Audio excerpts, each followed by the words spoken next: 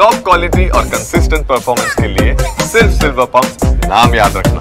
ಬೆಂಗಳೂರಿನಲ್ಲಿ ವಿಪರೀತವಾದಂಥ ಗಾಳಿ ಮತ್ತು ಮಳೆಗೆ ಅದೆಷ್ಟು ಮರಗಳು ಹೊತ್ಕೊಂಡು ಬೀಳ್ತಾ ಇದ್ದಾವೆ ನಾವು ನೋಡ್ತಾ ಇದ್ದೀವಿ.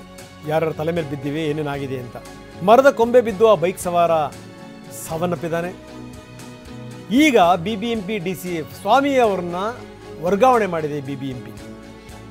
ಯಾವುದೇ ಹುದ್ದೆ ತೋರಿಸದೇ ಸ್ವಾಮಿಯ ವರ್ಗಾವಣೆ. ನಗರಾಭಿವೃದ್ಧಿ ಇಲಾಖೆಗೆ ನೇಮಿಸುವಂಥ ಹಕ್ಕು ನೀಡಿದೆ ಸರ್ಕಾರ. ಸ್ವಾಮಿ ಜಾಗಕ್ಕೆ ಚಿಕ್ಕಮಗಳೂರು DCF GK ಸುದರ್ಶನ್ ನೇಮಕ ಆಗ್ತಾರೆ. ಯಾರು ನೇಮಕ ಆದರೂ ಕೂಡ ಈ ಮರದ ಕೊಂಬೆಗಳು ಬೆಳಿತಾವಲ್ಲ, ಅದನ್ನು ಸರಿ ಮಾಡೋಕ್ಕೆ ಸಾಧ್ಯನಾ? ನಾವು ಬೆಳೆಸಿರೋದೇ ದರಿದ್ರ ಮರಗಳನ್ನು. ಯಾಕಂದರೆ ಇವು ನಮ್ಮ ನೆಲದ ಮರಗಳಲ್ಲ ಇವು. ಆಮೇಲೆ ಸೀಸನ್ ಬರುತ್ತೆ ಅನ್ನುವಂಥ ಸಂದರ್ಭದಲ್ಲಿ ಏನು ಅಧಿಕಾರಿಗಳೇನು ಕತ್ತೆ ಕಾಯ್ತಾ ಇರ್ತಾರಾ? ನೋಡಬೇಕು ಎಲ್ಲೆಲ್ಲಿ ನೋಡ್ಕೊಂಡಿದೆ, ಏನು ಎತ್ತ, ಯಾವ್ಯಾವುದು ಮಿತಿ ಮೀರಿ ಬೆಳ್ಕೊಂಡಿದೆ.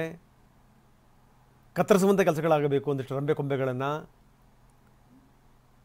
ಯಾವ ಮರಕ್ಕೆ ಇಷ್ಟು ಮರಕ್ಕೆ ಇಷ್ಟು ಆಯಸ್ಸು ಅಂತ ಇರುತ್ತಲ್ಲ, ಇವು ನಮ್ಮ ಹೇಳಿ ಕೇಳಿ ಇವು ನಾಟಿ ಮರಗಳಲ್ಲ, ಇವು ಎಲ್ಲ ಹೈಬ್ರಿಡ್ ಮರಗಳು, ಯಾವ್ಯಾವ ದೇಶದ ತಳಿಗಳು. ದೆವ್ವು ಥರ ಬೆಳೀತವೆ, ದಪ್ಪ ದಪ್ಪ ಬೆಳೀತವೆ. ಹೊತ್ಕೊಂಬಿದ್ದಾಗಲೇ ಗೊತ್ತಾಗುತ್ತೆ ಒಳಗಡೆ ಪೂರ್ತಿ ಟೊಳ್ಳು ಅಂತ. ಬೆಂಗಳೂರಿನ ಮರಗಳ ಹಣೆಬರಹ ಇದು. ನಮ್ಮ ಮನಸ್ಥಿತಿಯ ಪ್ರತೀಕ. ಒಳಗಡೆ ಏನೂ ಇರಲ್ಲ, ವಿಪರೀತವಾಗಿ ಬಿಲ್ಡಪ್ ಇರುತ್ತಲ್ಲ ಆ ಥರ ಮರಗಳು. ನೋಡಿ ಪಾಪ ಅವನ ಪಾಡಿಗವನು ಹೋಗ್ತಾ ಇದ್ದ ಅಕ್ಷಯ್. ಇನ್ನು ಚಿಕ್ಕ ಹುಡುಗ, ಇಡೀ ಫ್ಯಾಮಿಲಿಯನ್ನು ಅವನು ಸಾಕಬೇಕಾಗಿತ್ತು. ಅವನ ತಲೆ ಮೇಲೆ ಬಿತ್ತು ರಂಬೆ. ಅವನಿಗೇನು ಕನಸುಗಳಿತ್ತೋ, ಏನು ಕನವರಿಕೆಗಳಿತ್ತೋ ನಾವು ಅಕ್ಷಯ್ ಫೋಟೋ ಕೂಡ ತೋರಿಸ್ತಾ ಇದ್ದೀವಿ. ಈಗ ಒಬ್ಬ ಅಧಿಕಾರಿನ ಬಲಿ ಹಾಕಿದ್ರು.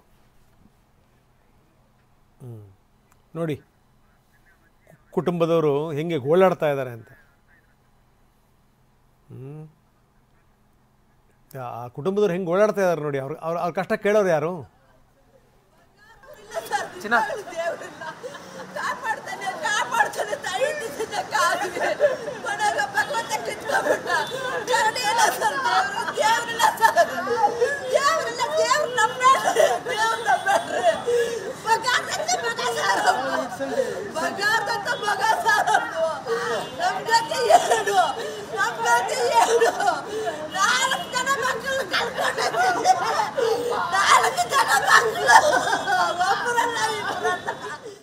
ನೋಡಿ ಯಾರ್ಯಾರ ಬೇಜವಾಬ್ದಾರಿತನದಿಂದ ಸಾವುಗಳಾಗ್ತಾವಲ್ಲ, ಈ ಶಾಪ, ಈ ಕಣ್ಣೀರು ಡೆಫಿನೆಟ್ಲಿ ತಟ್ಟುತ್ತೆ.